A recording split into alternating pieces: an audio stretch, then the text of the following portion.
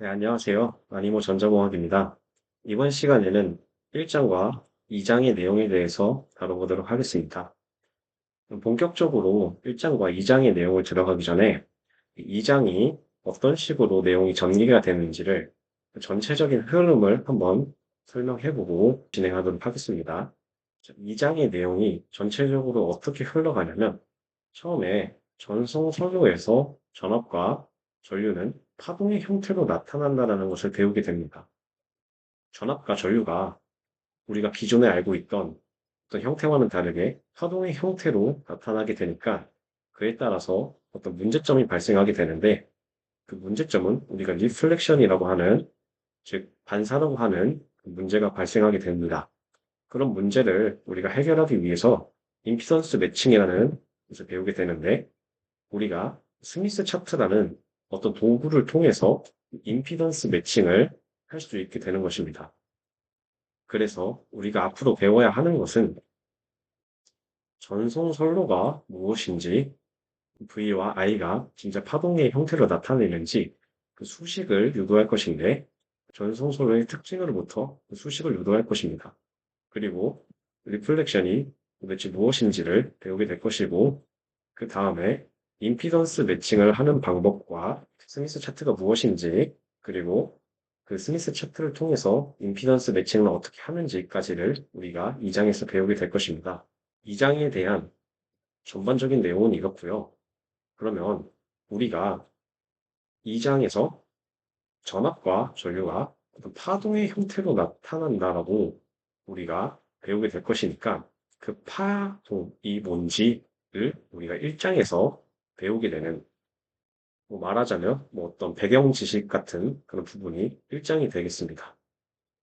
자, 그러면 지금부터 2장의 내용을 공부하기 전에 1장에 대한 내용을 공부할 것인데 여기서 페이저라고 하는 것은 우리가 회로 이론 혹은 전기 회로라는 과목에서 이미 다뤘기 때문에 페이저 내용을 생략하도록 하고 파가 도대체 무엇인지 그리고 수식적으로 어떻게 나타내는지를 간단히 한번 다뤄보도록 하겠습니다. 파동은 사실 여러분이 잘 알다시피 어떤 그 한 곳에서 진동 같은 게 발생하면 이게 막 퍼져나가는 듯한 그런 현상을 우리가 파동이라고 하는데 그런 파동은 우리가 사인 함수 혹은 뭐 코사인 함수로 표현을 할 수 있습니다. 자, 왼쪽에 일반적인 파동에 대한 식은 다음과 같이 표현될 수 있습니다. 자, 방금도 말했듯이 파동 같은 경우에는 코사인으로 식을 표현할 수가 있는데요.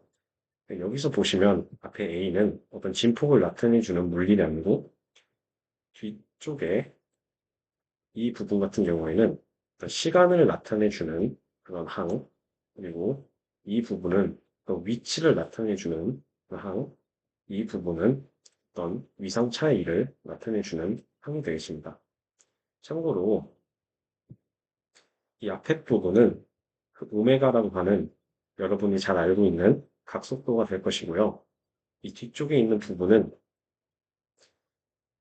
웨이브 넘버라고 하는 어떤 단위 파장당 이 위상이 얼마나 변화하는지를 나타내주는 그런 값이 되겠습니다. 자, 근데 파동이 왼쪽 그림처럼 이렇게 끝없이 무한히 이어질 수도 있지만 어떤 특정한 그 매질, 어떤 파동이 감소하는 그런 매질에서는 이렇게 위치가 지남에 따라서 파동의 진폭이 점점 감소하는 그런 파장도 존재할 수 있습니다. 그래서 식은 어떻게 되냐면 자, 왼쪽에 있는 식이랑 거의 유사하지만 특이한 점이 있다면 이 진폭의 감소를 나타내주는 익스포넨셜한 항이 존재한다는 것입니다.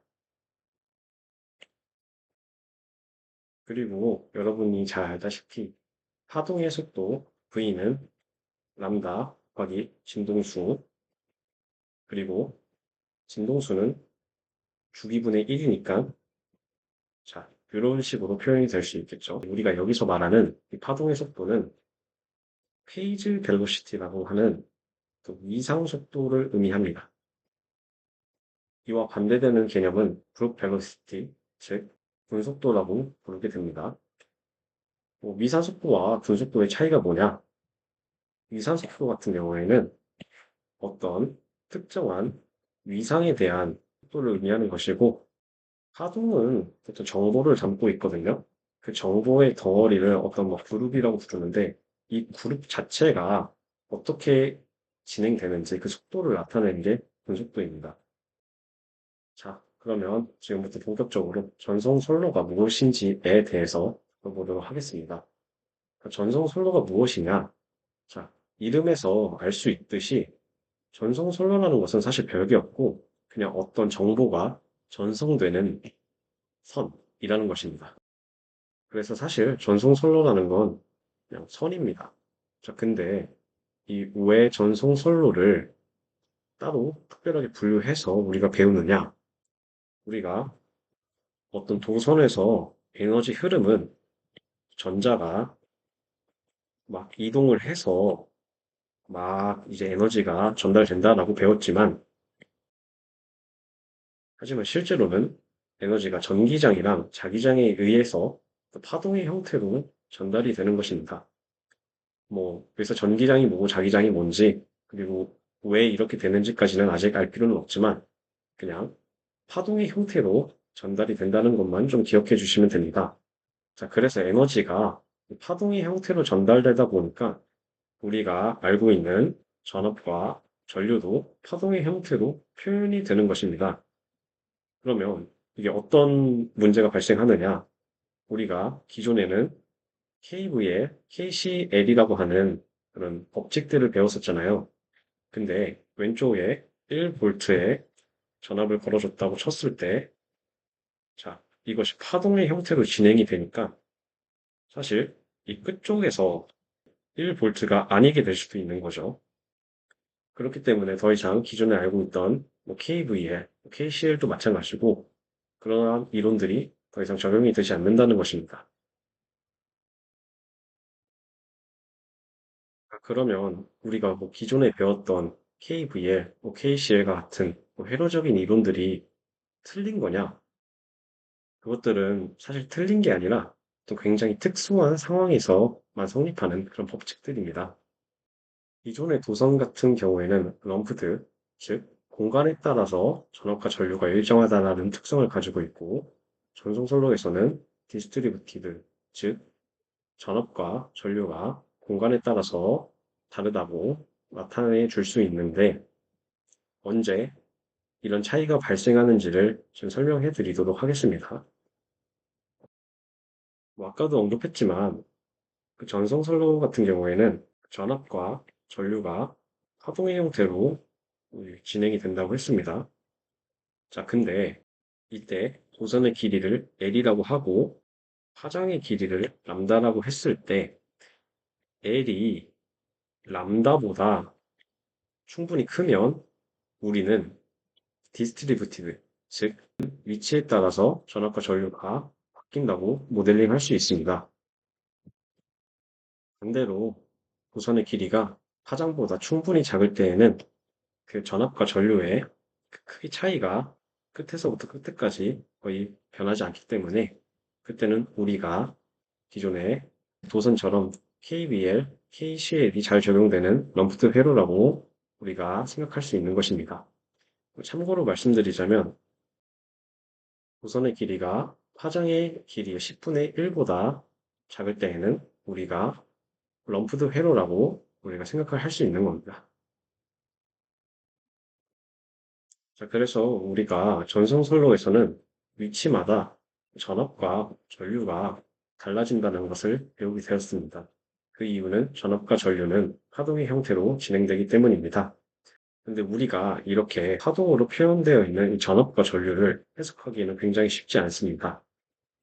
왜냐하면 그 각 부분과 부분에서 전압과 전류의 값이 변하기 때문이죠. 그래서 우리는 이 특정한 그 부분을 우리가 특정한 부분을 좀 이해하기 쉽게 모델링할 필요가 있는데 우리가 기존에 배웠던 레지스터, 인덕턴스, 어드미턴스, 커패시턴스와 같은 값으로 우리가 모델링을 하게 된다면 해석하기가 굉장히 수월해질 것입니다. 그래서 지금부터 전송 선로를 RLGC로 어떻게 모델링 하는지를 배워보도록 하겠습니다. 우선 특정한 한 구간의 길이를 델타 Z라고 표현을 해보면 이 델타 Z만큼의 부분이 다음과 같이 모델링 될 수 있습니다. 밑에 이 그림은 그 위에 있는 전송 선로에서 어떤 델타 Z만큼의 부분만 따로 발췌한 것입니다. 우리가 그 도선 위쪽에 어떤 플러스 전압을 가해줬으면 도선 밑에는 마이너스 전압이 인가가 되겠죠. 그렇기 때문에 이 위쪽 부분은 플러스로 차지가 될 것이고 이 밑에 부분은 마이너스로 차지될 것입니다. 만약 그렇게 된다면 이 플러스와 마이너스 차지로 인해서 이 필드가 형성이 되겠죠. 자, 근데 이게 무엇과 동일한 상황이냐면 여러분들이 기존에 배워서 아시겠지만 어떤 도체 사이에서 전압이 인가됐을 때 전기장이 형성되는 게 캐패시터였죠. 자, 그래서 지금 왼쪽과 오른쪽의 지금 상황이 굉장히 유사하다는 것을 알 수 있습니다. 즉, 왼쪽의 상황은 두 도선 사이에 캐패시터가 있다고 모델링 할 수 있게 되는 것입니다. 자, 그리고 지금 이쪽 도선에서는 오른쪽 방향으로 전류 I가 흐르고 있다고 가정해 봅시다. 자, 우리가 전류가 흐르게 되면 우리가 중학교 때 과학 시간에서 배워서 알고 있겠지만 어떤 도선에 전류가 흐르게 되면 주변으로 자기장이 생기게 되죠. 그렇기 때문에 우리는 지금 이 상황에서 전기장과 수직한 방향으로 자기장이 흐르고 있다는 것을 알 수 있습니다. 자, 근데 우리가 이것도 마찬가지로 회로 이론에서 배워서 알겠지만 우리가 인덕터는 어떤 자기장을 되게 극대화시켜주는 그런 호자죠.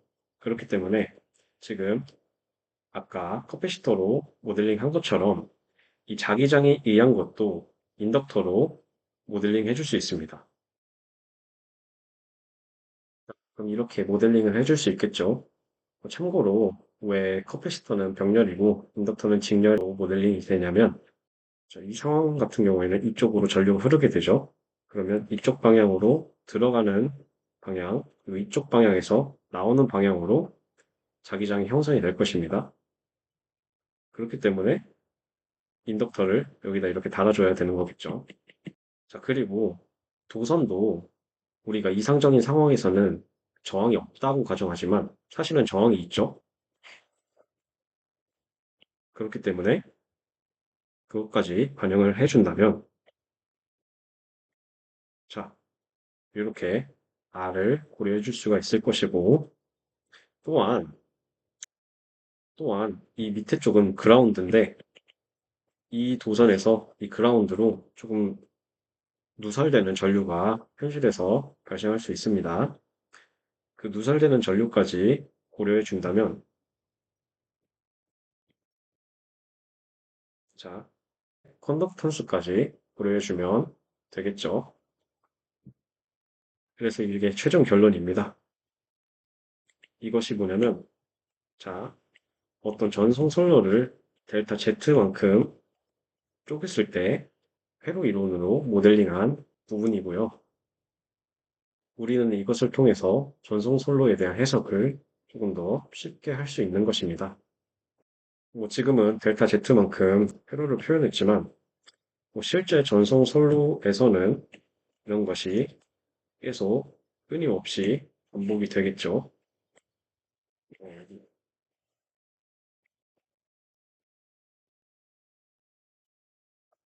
네, 이런 것들이 계속 끊임없이 반복이 되겠죠. 자, 그래서 우리가 오늘 무엇을 배웠는지 간단하게 리뷰를 하고 강의를 마치도록 하겠습니다. 우리는 처음에 어떤 파동에 대한 수식과 파동의 종류, 뭐 그런 것들을 배웠죠.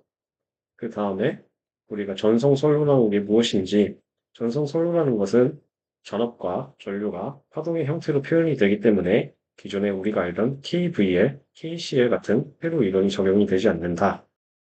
전압과 전류가 파동으로 표현이 되기 때문에 그 해석하기가 굉장히 어려운데 그것들을 우리가 기존에 알고 있는 회로 지식들로 모델링을 하게 된다면 해석하기가 굉장히 용이해진다라는 것까지 우리가 배우게 되었습니다.